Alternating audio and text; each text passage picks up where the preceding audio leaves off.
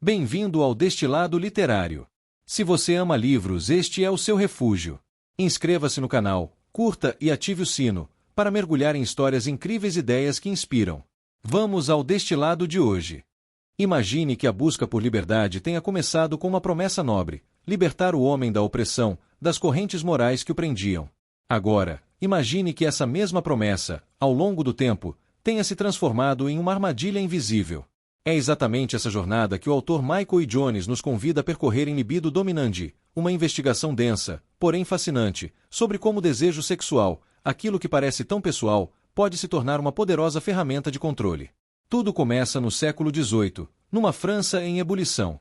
Era um tempo de ideias revolucionárias, onde se falava de liberdade, igualdade e fraternidade. Mas, para alguns pensadores iluministas, a verdadeira revolução só estaria completa quando o homem também se libertasse das regras morais, especialmente as relacionadas ao sexo. Segundo eles, a liberdade plena só seria alcançada quando o indivíduo pudesse fazer o que quisesse, inclusive rejeitar os códigos morais tradicionais.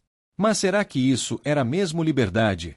Para muitos, incluindo figuras como São Paulo e Santo Agostinho, o que parecia libertação era, na verdade, uma nova forma de escravidão, o homem dominado por seus próprios desejos. A partir dessa perspectiva, Libido Dominandi revela algo incômodo, que a libertação sexual, ao contrário do que se pensa, não é um caminho para o empoderamento pessoal, mas sim um método eficaz de controle social e político.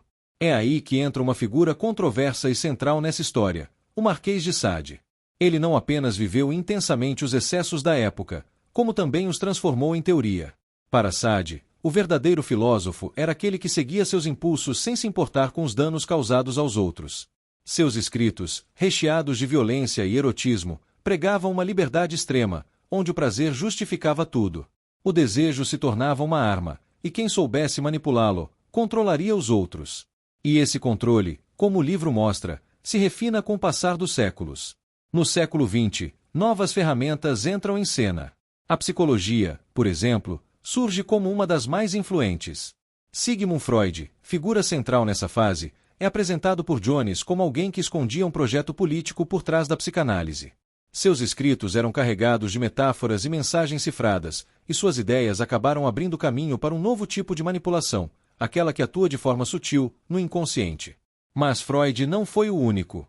Outros nomes, como Edward Bernays, sobrinho de Freud e pioneiro das relações públicas, também entenderam o poder de mexer com os desejos das pessoas. Bernays aplicou técnicas de propaganda, usadas durante a guerra, no dia a dia da sociedade. Com isso, paixões humanas como o desejo sexual passaram a ser ferramentas para moldar o comportamento das massas. Era como se o que antes era privado, o desejo, se tornasse um código acessado por aqueles que soubessem manipulá-lo. A partir daí, a história fica ainda mais inquietante. Um ponto de virada ocorre com a publicação do relatório Kinsey, em 1948. Alfred Kinsey, um biólogo que se tornou conhecido por suas pesquisas sobre comportamento sexual, alegava estar apenas fazendo ciência. Mas suas metodologias, segundo Jones, eram no mínimo questionáveis. Havia relatos de abuso infantil sendo documentados como dados científicos, e o financiamento vinha de grandes fundações, como a Fundação Rockefeller, interessadas, talvez, não apenas em entender o comportamento humano, mas em moldá-lo. O impacto desse relatório foi imenso. Serviu como base para mudar leis, desafiar costumes e transformar a moral sexual.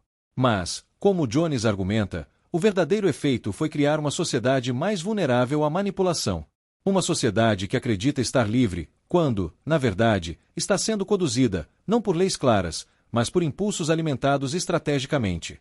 Nos anos 1950, o Congresso dos Estados Unidos até tentou investigar o papel dessas fundações por meio do Comitê RS. A ideia era descobrir se o dinheiro dessas instituições estava sendo usado para propósitos subversivos, inclusive para desestabilizar a moral tradicional. Mas a investigação enfrentou obstáculos e foi encerrada prematuramente. E o que dizer da Igreja Católica? Ela é retratada no livro como uma das poucas instituições que resistiram a essa onda de libertação. Por isso mesmo, tornou-se alvo de críticas e tentativas de enfraquecimento. Pensadores como Paul Blanchard atacavam diretamente a influência da Igreja, colocando-a no mesmo patamar do comunismo como inimiga da liberdade moderna. Nos anos 60, com os movimentos sociais ganhando força, a revolução sexual foi incorporada a outras lutas, como o movimento pelos direitos civis. A ideia de uma comunidade amorosa passou a justificar relações sexuais livres, mas o livro questiona se essa liberdade era realmente libertadora ou apenas mais uma etapa da engenharia social em curso. No fim das contas, o que Libido Dominandi propõe é uma reflexão desconfortável. E se a tão falada liberdade sexual for, na verdade, uma nova forma de servidão? Uma servidão mais sutil, onde as correntes não são visíveis, mas se fazem sentir na forma de vícios, de relacionamentos frágeis, de perda de autonomia sobre si mesmo? Não é uma leitura fácil, nem tampouco uma acusação moralista. É uma provocação. Um convite a repensar o que significa ser livre em um mundo onde tudo, até o desejo, pode ser usado como ferramenta de poder. Leia com calma, com espírito crítico, e com a coragem de repensar tudo. Boa leitura!